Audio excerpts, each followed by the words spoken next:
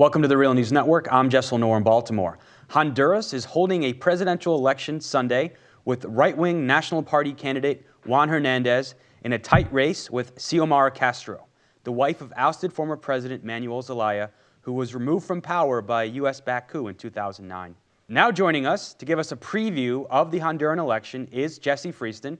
He's a filmmaker and video journalist, currently in Honduras, covering the election, working on his first feature-length documentary, Resistencia.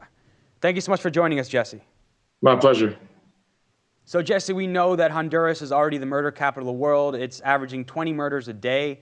But there's reports that political repression and violence is increasing ahead of this election. Can you give us the latest, what's happening on the ground? Yeah, so basically, if you look at any newspaper in Honduras or television, the majority of the television stations, radio stations, they lead every day with the murders of the night before. And this sort of, and it's a real thing. I mean, it's killing a lot of people, and the majority of Hondurans are in one way or another affected by the extortion rackets that are run by these gangs in these poor communities. And so people in the lead up to this election, we've seen two drastically different responses to this from the two parties.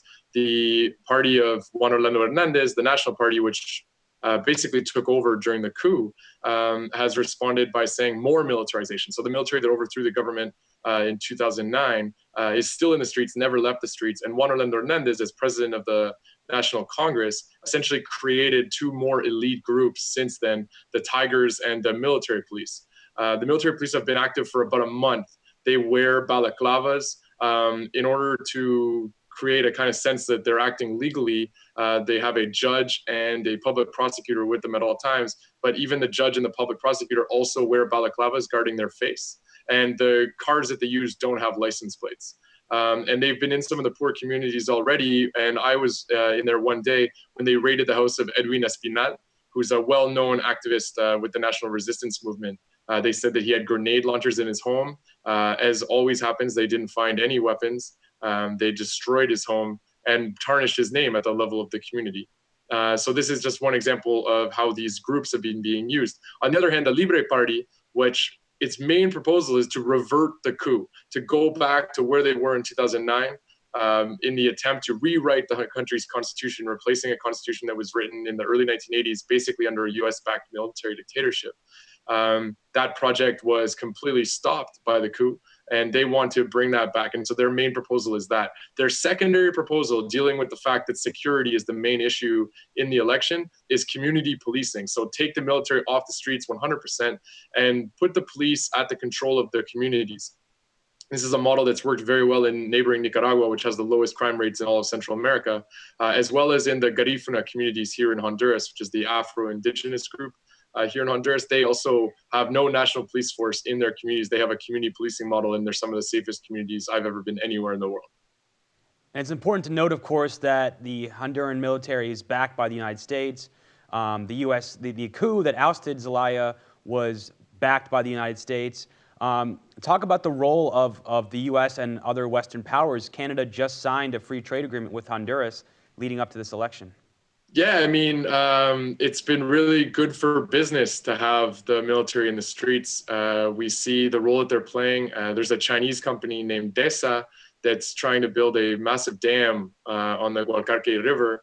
The Lenca indigenous people are opposed to it, and they've created a big trench to stop in the road, to stop the trucks from getting there to build the dam. They've been holding that since April.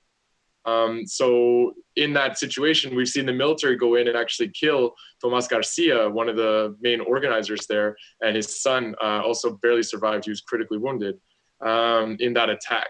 So we've seen the military put at the use of foreign companies and local companies as well. In the Iguan Valley, which is where most of my work is being done, you see Miguel Facuse, who is one of the richest men in Honduras and one of the major landowners. And we see the military being used to evict farmers that are trying to take land back from him that was taken from their parents, essentially, 20 years ago. And so we see how these forces are often being used at the service of foreign companies and local companies that have foreign investors, of course. And finally, you yourself have documented electoral fraud in Honduras. Is it going to be possible for Honduras to hold a free and fair election? The situation is really disturbing. The military that overthrew the last elected president is in charge of all the logistics. This is one of the things that's in the Honduran constitution that they want to change through a new constitution. So that the military is actually in charge of moving the ballot boxes and everything to do with logistics around the election. That same military is actually appearing in the commercials and ads of the candidate of the National Party, Juan Orlando Hernandez.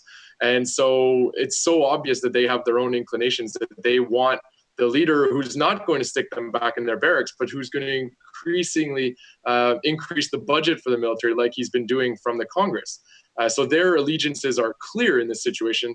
They've been clear since 2009. And the other institution that's in charge of the elections is the Electoral Tribunal, which is the same Electoral Tribunal that same three magistrates that basically created a farce in 2009, holding elections with no international observation and inventing numbers. And that was well documented by myself and other journalists, that they invented participation numbers and invented votes in that situation. They're still in charge, those same three magistrates. And just to give you a sense of where their allegiances lie, we discovered a document where they invited all of their employees to go to a private prayer ceremony in the Vida Abundante Evangelical Church, which is a church which is founded and run by the preacher in that church is actually very well linked with the National Party. His brother is the personal secretary of President Pepe Lobo, and his nephew actually runs Juan Orlando Hernandez's campaign in the Department of Lempira here in Honduras. And he's also been, hugely active in politics from the right wing, going in through the door of Christian morals, saying that nobody should vote for Libre because there are gays and lesbians in that party and they will pass immoral laws if they get in power.